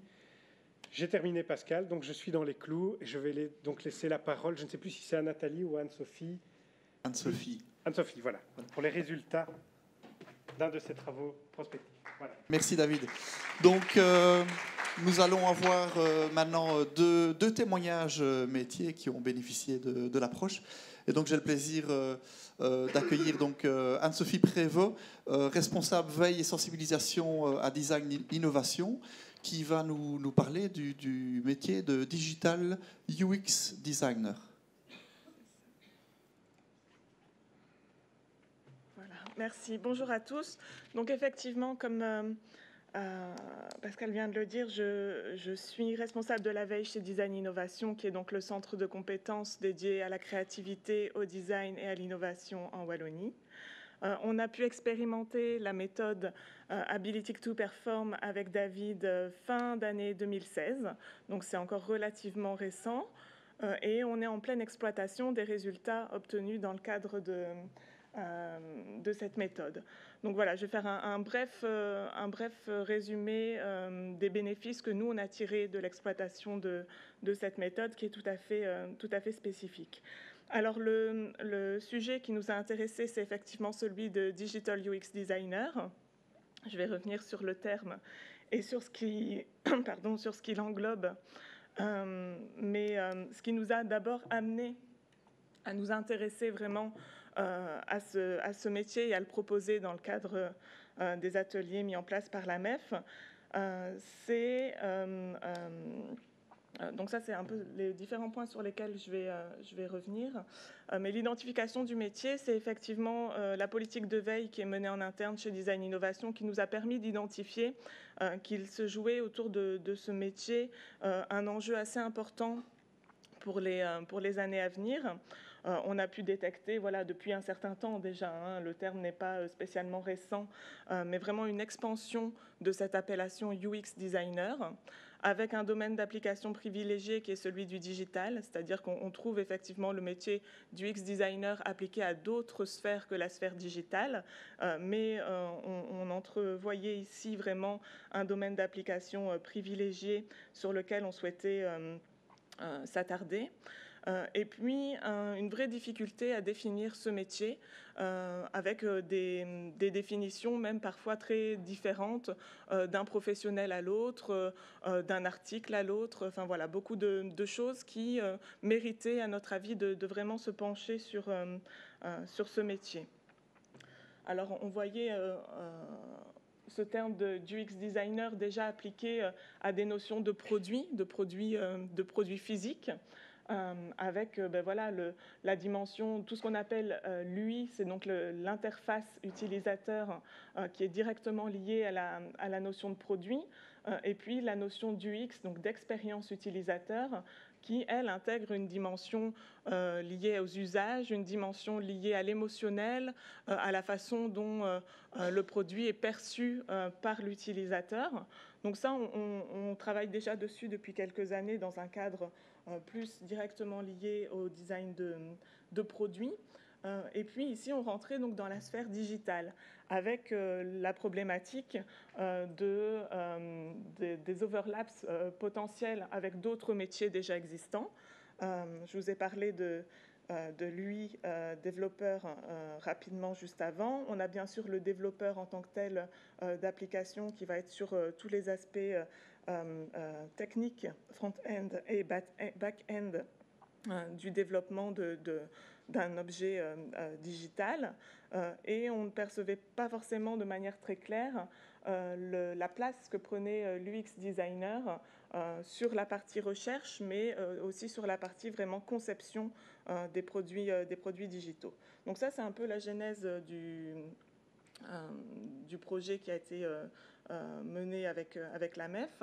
On s'est mis d'accord sur une définition de ce qu'était le Digital UX Designer, donc le professionnel qui façonne un produit digital ou un service digital, avec comme principale préoccupation de répondre aux attentes et besoins de l'utilisateur, afin que celui-ci vive une expérience la plus positive possible. Donc ça a été un peu notre point de départ, qu'on a très vite lié à une notion de périmètre métier, comme David l'a expliqué juste avant. Le groupe de professionnels réunis pour les ateliers prospectifs a d'abord travaillé sur cette notion de périmètre métier avec une liste d'activités et de tâches reliées. Je ne vais pas rentrer dans le détail ici parce que ça prendrait trop de temps, mais déjà en soi, cette étape nous avait vraiment permis de clarifier un certain nombre d'aspects et a déjà été bénéfique en soi, alors qu'on n'est pas encore dans quelque chose de prospectif, on était plutôt à ce moment-là dans quelque chose qui relève plutôt de l'état des lieux. La vision prospective en tant que telle est venue juste après, avec l'anticipation donc de l'évolution du métier. La vision 3 à 5 ans, elle est vraiment intéressante dans ce cadre-là, parce que les facteurs d'influence par rapport au métier sont vraiment définis avec le groupe d'experts qui est constitué. Et dans ce cadre-là, on a pu, David en a cité un tout à l'heure, par rapport à la multiplication des terminaux et leur diversité, mais on a pu vraiment se rendre compte que les tendances qui allaient impacter ce métier étaient en grande partie des tendances digitales. Donc on travaille beaucoup bien sûr sur la digitalisation des métiers du design dans le cadre de notre activité. Et ici, pas toutes, mais une bonne partie des tendances et des facteurs influents sur le métier étaient directement liés à un univers digital. On a l'utilisation de l'intelligence artificielle, par exemple, qui a été repris par les experts. disciplinaire, la multiplication des informations collectées sur les utilisateurs via notamment des phénomènes de big data ou des choses comme ça qui ont été expliquées en début de matinée. Donc ici, on a vraiment pu avoir un feedback des experts de terrain, puisque le groupe de professionnels qui a été réuni était constitué d'agences spécialisées, de freelance en partie, de designers freelance, de personnes issues de l'enseignement, d'experts TIC en tant que tels. Et ça a été vraiment d'une grande richesse pour nous. Un autre aspect qui était particulièrement intéressant, c'est la notion de scénario probable et souhaitable. Parce qu'ici, on a pu rentrer réellement dans une démarche proactive. C'est-à-dire que les scénarios qui ont été choisis par rapport à l'établissement d'un plan d'action n'ont pas été toujours les scénarios les plus probables. Parfois, ça a été les scénarios les plus souhaitables, où vraiment le groupe a déterminé qu'il y avait des actions potentielles qui pouvaient vraiment influencer l'avenir de ce métier. Et donc, par exemple, mais voilà, le digital UX design pourrait atteindre un niveau stratégique au sein des entreprises, à l'image de ce qu'est déjà l'IT ou le marketing. Le scénario le plus probable, c'était que cette évolution elle allait être assez lente. Mais le scénario souhaitable, c'était une évolution rapide. Et donc, le groupe d'experts a travaillé sur un plan d'action qui permettrait justement de rendre plus rapide et plus facile cette évolution de l'UX design à un niveau stratégique dans les entreprises. Donc, ce sont des choses qui vraiment permettent d'entrer dans une démarche proactive particulièrement intéressante pour un centre de compétences comme le nôtre. Alors, concrètement, j'ai repris ici quelques pistes d'action dans lesquelles nous, on pouvait s'impliquer design innovation. Il y en a bien d'autres qui ont été émises, mais dans lesquelles peut-être c'est d'autres acteurs qui devront évoluer et travailler. On avait ici, par exemple, le fait de développer des ateliers collaboratifs pluridisciplinaires orientés sur l'usage des produits. Donc ici, il y a un aspect effectivement de pluridisciplinarité qui était particulièrement important. Le fait de pouvoir développer des actions de sensibilisation plutôt en lien direct avec le développement numérique, mais plutôt intégré de façon transversale dans l'ensemble des formations proposées. Le fait de pouvoir développer des formations sur des choses vraiment émergentes comme le domaine des neurosciences. Donc on est sur des actions potentielles très concrètes, quoi. Introduire la notion d'utilisateur, d'expérience utilisateur, au sein à la fois du travail des designers, mais aussi des ingénieurs ou des personnes du marketing. Donc on revient sur cette notion de pluridisciplinarité. Voilà, et d'autres pistes d'action que vous voyez ici, mais dans lesquelles on avait un rôle potentiel à jouer en tant que centre de compétences. Donc, je vais maintenant m'attarder sur deux actions concrètes qui découlent de notre participation au système à la méthode Abilitic to Perform. J'en ai choisi deux, mais l'impact qu'on perçoit de notre côté dépasse ces deux actions précises. Très clairement, la méthode est un peu un catalyseur de développement, parce que si on avait dû de notre côté mener les rencontres bilatérales ou chercher à réunir l'ensemble des acteurs qui ont pris part à la vision prospective, ça aurait pris plus de temps et ça aurait été probablement plus difficile que dans le cadre proposé ici par la MEF. Donc ça, c'est vraiment un bénéfice direct du partenariat avec la MEF. Alors, le premier projet dont je voulais vous parler, c'est celui du design d'interaction. En fait, le centre de compétences propose déjà des formations dans le domaine du design de produits, dans le domaine du web design aussi. Mais ici, l'idée, c'était de pouvoir travailler sur de nouveaux types de produits qui soient justement des produits digitaux. On entend par là, bien sûr, toutes sortes de terminaux et de produits, mais typiquement, le domaine d'application par nature, c'est un peu celui des objets connectés, puisqu'on est à la fois ici dans une dimension produit et dans une dimension service et digitale. Donc on a décidé de s'attaquer à ce nouveau type d'application dans une démarche justement pluridisciplinaire qui puisse intégrer des designers produits, des designers d'interface et des développeurs. On pourrait aller encore un peu plus loin en intégrant également des profils de marketing qui viendraient vraiment donner une dimension encore supplémentaire à ce projet de formation. On y réfléchit actuellement. Donc l'idée, c'est vraiment un nouveau projet de formation qui pourrait voir le jour en janvier 2018, sur lequel on travaille actuellement pour dresser la liste des objectifs pédagogiques sur base justement des compétences clés à développer dans le futur pour ce type de profil, et où on est sur vraiment l'intégration de la dimension Digital UX Design dans une démarche pluridisciplinaire. Le deuxième projet qui découle plus ou moins directement des avancées qu'on a pu faire dans le cadre d'Abilitic, c'est une collaboration qui s'annonce avec l'ULB sur un certificat universitaire en UX Design. Donc l'ULB a déjà un programme de formation depuis l'année passée à Bruxelles. Une personne qui participe à ce programme a également participé aux ateliers Abilitic. Donc il y a des rencontres qui se font dans ce cadre-là qui sont également très fructueuses. Et donc aujourd'hui, on démarre également une R&D pédagogique, un développement pédagogique pour un certificat et un cursus commun, avec l'intégration, comme on a pu voir dans le plan d'action tout à l'heure, l'intégration de démarches qui sont menées vers les entreprises, vers les commanditaires, pour les sensibiliser à cet aspect UX design lié au digital. La perspective, elle est également pour janvier 2018, donc ça fait de beaux projets pour les mois à venir.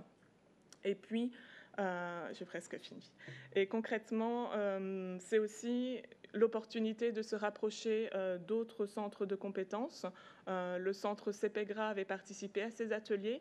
Aujourd'hui, on envisage concrètement de faire des choses ensemble dans une démarche de recherche de complémentarité avec une mutualisation des ressources pour le développement potentiel d'un testing lab, donc vraiment un laboratoire qui nous permette, dans des démarches de travail et de conception liées à l'expérience utilisateur, de renforcer les dispositifs qui sont proposés sur la dimension test, qui est une dimension assez importante dans les compétences liées à ce domaine. C'est aussi des rapprochements potentiels avec les centres TIC, parce que les secteurs que je vous ai cités, du big data, de l'intelligence artificielle, etc., les concernent directement. Et donc pour nous, c'est vraiment une démarche qui a été assez porteuse. Et donc, je terminerai juste en disant vite la suite en termes de développement pour nous, parce que les projets que je vous ai laissés entrevoir sont particulièrement motivants et enthousiasmants. Et puis la suite peut-être avec la MEF, puisque ce dispositif, nous, on en tire un bénéfice concret. Et si on pouvait effectivement envisager d'analyser d'autres métiers, on est bien sûr preneur. Voilà, merci. Merci Anne-Sophie. Et donc, nous accueillons maintenant Nathalie Crucifix pour un deuxième témoignage métier. Donc, Nathalie est formatrice DAO à Construform et elle va nous parler du BIM. Alors, je passe par où? Est-ce qu'il est vite? Oui, c'est bien. Ok, parfait. Et donc, ceci fonctionne? Oui? Bien. Bonjour tout le monde. Donc voilà, ici, nous avons également, comme Anne-Sophie qui me précède, travaillé en fin 2016 sur le projet Abilitic par rapport au métier de dessinateur DAO, donc dessin assisté par ordinateur, dans le cadre de la construction. Donc, moi, je suis donc formatrice à Construform dans un logiciel de dessin bien précis qui s'appelle AutoCAD, qui est un logiciel qui travaille en 2D et en 3D. Et donc, voilà, l'idée, c'était de voir un petit peu ce qu'on pouvait développer de nouveau par rapport aux nouvelles technologies. Alors, on m'a demandé ici de vous démontrer, enfin, de vous apporter quelques précisions sur voilà, ce que nous a apporté cette analyse prospective. Donc, on a développé plusieurs axes. Donc, redéfinir des compétences, en fait, puisque les compétences sont nouvelles, enfin, en tout cas, à redéfinir. Ce qui nous a amené à quoi? À en tout cas, pas tout à fait encore, mais on aimerait bien modifier le contenu de nos formations et également, pour y arriver, modifier les méthodes de formation. Ça va? Alors, si ce truc fonctionne, je vais faire comme ça, voilà. Alors, déjà, en 2 mots, peut-être vous expliquer de quoi il s'agit quand on parle du BIM. Vous en avez peut-être déjà entendu parler. Hein, le BIM est le Building Information Modeling, en fait, en anglais, donc, et consiste à peu près en... Enfin, comment est-ce que je vous expliquerai ça au plus clair? À savoir que, voilà, dans l'industrie, par exemple, tout à l'heure, on a parlé d'impression 3D. On va modéliser une pièce en 3D sur l'ordinateur directement. Donc, on est déjà dans un volume hein, direct. Et on va passer directement à l'impression. Donc, il n'y a plus de papier, en gros. On passe la phase papier. Bon, la construction, c'est quand même pas aussi simple. Vous avez certainement tous entendu parler des imprimantes 3D en Chine avec du béton qui coulait, etc. Bon, c'est pas encore ça qu'on veut faire et je pense pas nécessairement qu'on va y arriver à tous les coups. Mais l'idée, c'est quand même de passer la phase papier. Et en tout cas, si on ne la passe pas complètement, parce que je pense qu'il y aura toujours des plans sur les chantiers, en tout cas, d'essayer de faciliter le fait qu'on a un nombre incroyable de plans, puisqu'on a un nombre incroyable d'intervenants sur un chantier. Et je ne parle même pas nécessairement des bâtiments de l'OTAN, je parle vraiment déjà d'une maison unifamiliale. Vous avez certainement déjà tous expérimenté cela. Ce n'est pas toujours évident de coordonner. Donc le BIM, l'idée, c'est de coordonner tous ces intervenants et, si possible, avec une seule maquette numérique. Donc tout le monde va intervenir sur le même modèle 3D. Et donc, enfin bon, ici c'est un petit peu schématique ce que je vous montre. Voilà les plans à l'ancienne, hein, donc les plans 2D. Hein, bon, on dessinait comment? On dessinait à la table à dessin. On dessine en 2D sur un ordinateur comme sur une table à dessin, c'est-à-dire qu'on met tous les plans l'un à côté de l'autre. Ça n'a pas beaucoup changé. Par contre, la grosse révolution, beaucoup plus grande révolution, c'est celle de modéliser directement le bâtiment en 3D. Et de ce bâtiment, vous allez en découler des plans, mais aussi des photos. Et également, alors, on va y adjoindre, et c'est là qu'intervient la notion de information, des informations bien précises sur tous les différents produits qui sont utilisés dans ce plan. Alors ça, c'est super beau, hein. Franchement, c'est magnifique. On se dit extra, ça va aller comme sur des roulettes. Le chantier, normalement, plus de soucis, puisque un simple clic vous indique tout ce que vous allez devoir faire. Hein. On parle même de casque pour les ouvriers, où ils vont devoir lire, ils pourront lire exactement de quoi il s'agit, hein, réalité augmentée, comme on en parlait, et non virtuelle. Voilà, c'est un casque avec... Oui, enfin bon, ils n'auront pas un casque complet, hein, rassurez-vous, ils verront quand même encore ce qu'ils font. Donc voilà, ça c'est un peu le grand avenir. Maintenant, il faut savoir que pour ça, il va falloir vraiment développer beaucoup de choses. Et notamment, il y a des compétences qui vont vraiment évoluer. Alors, par exemple, et notamment la collaboration, mais vraiment accrue. L'utilisation fatalement de logiciels 3D, il va falloir former les gens. Hein, donc je reviens ici à mon métier, bien sûr, de dessinateur. Et aussi tout ce qui concerne les normes d'utilisation. Alors, dans les collaborations et échanges, il va y avoir des collaborations et échanges au sein d'un même bureau, mais également tous les intervenants. Donc vous avez quoi? Vous avez le maître d'ouvrage. Je n'ai même pas mis le géomètre, je l'ai oublié, excusez-moi, s'il y en a dans la salle. Donc le géomètre, le maître d'ouvrage, l'architecte, le bureau d'études en stabilité, en technique spéciale, l'architecte d'intérieur et toutes les entreprises. Bon, il y a aussi également tous les services administratifs qui peuvent aussi avoir affaire à la maquette numérique éventuellement en termes de permis, d'urbanisme, d'incendie, etc. Bref, toutes ces collaborations et échanges, c'est bien joli, mais pour ça, il va falloir vraiment développer la rigueur, parce qu'il faut que les protocoles d'échange soient les mêmes pour qu'on se comprenne bien. Hein, ça, c'est super important, évidemment. Des nouvelles compétences en communication, ça paraît un peu basique, mais franchement, la plupart du temps, pour le moment, les dessinateurs, ils ont encore tendance à travailler chacun dans leur coin, et tant pis si l'autre ne comprend pas très bien ce qu'on a fait. Et la tendance actuelle, et depuis quand même un certain bout de temps, c'est quand même plutôt l'individualisme. Hein. Moi, j'ai décidé que je faisais ainsi. Il va falloir franchement oublier, puisqu'on va vraiment travailler ensemble. Il faut qu'on se comprenne. Donc, c'est important. La coordination de tout ça, et donc il faut un nouveau métier, là vraiment, ça va être le BIM manager qui va devoir chapeauter l'ensemble pour permettre justement cette bonne communication et alors savoir évidemment utiliser également tout ce qui concerne les nouveaux logiciels d'échange et bon, alors comment on va aller sur le cloud, comment je vais faire revenir la maquette, comment ceci, etc. Donc, une autre compétence à acquérir, ça sera évidemment directement le logiciel 3D. Ça, on en a toute une flopée. Et là, je ne vous ai mis que ceux qui avaient trait à l'architecture. Donc, on a aussi la même chose dans les bureaux d'études de stabilité et dans les bureaux d'études techniques. Donc, voilà, les 3 petites étoiles là, qui représentent des 3 petits points, voilà, ça veut vraiment bien dire ce que ça veut dire. Il va falloir vraiment former les gens à ça et faire des choix.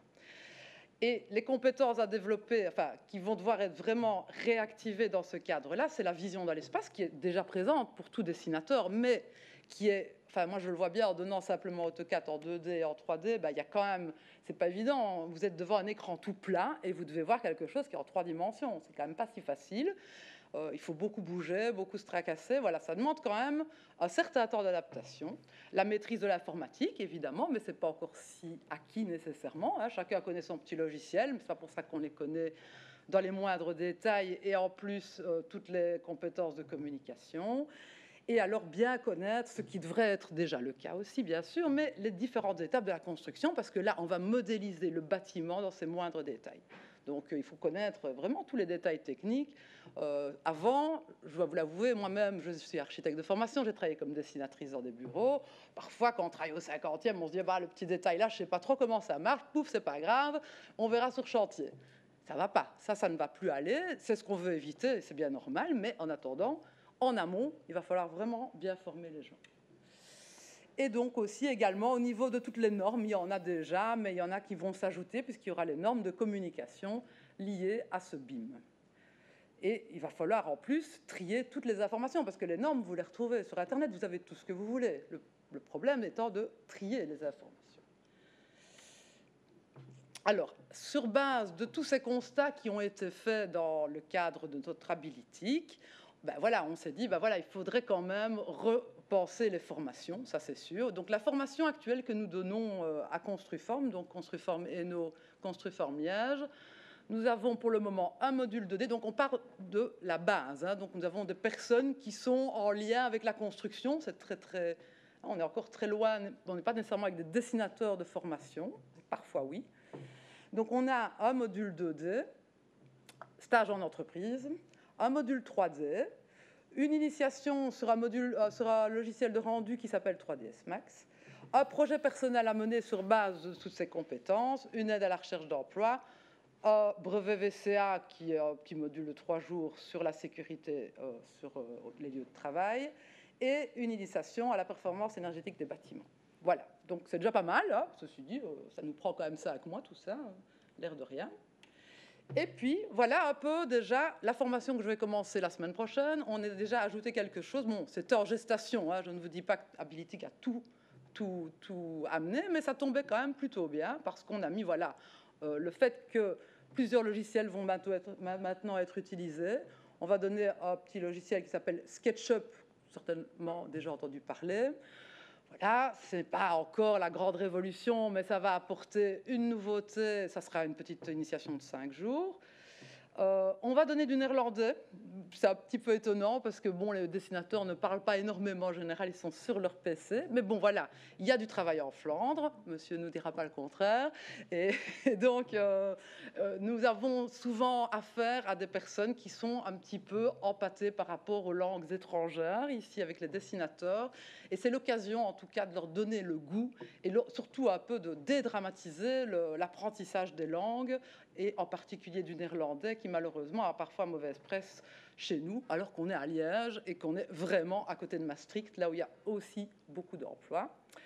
Voilà pourquoi. Alors toujours la recherche emploi évidemment, et en plus alors, oui, lecture de plans technologie, on va essayer d'apporter davantage de compétences construction également à nos dessinateurs. Et ultérieurement, voilà, ça c'est pour la prochaine session, mais ultérieurement, alors on aimerait bien ajouter d'autres choses. Donc pour la vue dans l'espace, davantage, alors vous allez rire, les Lego là, c'est un peu sympa, hein, mais franchement ça apporte beaucoup de choses. Donc voilà, les types Lego, des cours de croquis, des choses qui font que concrètement, on va mieux appréhender l'espace et on va mieux comprendre ce qu'on dessine, c'est super important. Alors, on va essayer également, puisque moi je suis dans un centre, enfin ma collègue et moi-même sommes dans un centre avec des ateliers de formation, de maçonnerie, de carrelage, de plafonnage, enfin on a tout à peu près sous la main, menuiserie, etc. Donc, travailler davantage en lien avec eux et pour améliorer justement la connaissance de la construction en tant que telle, du concret de la construction. Bon, on va faire du Revit, ça c'est sûr, mais il faut le temps que nous nous formions, mais ça va venir dès 2018 hein, pour les logiciels. Archicad est une possibilité qui ne sera pas exploitée directement, mais peut-être aussi un autre logiciel. Hein. Et ce que nous voudrions donner également, c'est une sensibilisation au BIM management. Voilà, ça c'est plutôt une petite initiation pour un petit peu que tout le monde sache de quoi il s'agit quand on parle de BIM. Hein, nos dessinateurs doivent le savoir évidemment. Et alors, idéalement aussi, un atelier pratique sur la méthode BIM. Et là, l'idée, c'est de faire travailler les gens ensemble sur un projet virtuel, enfin,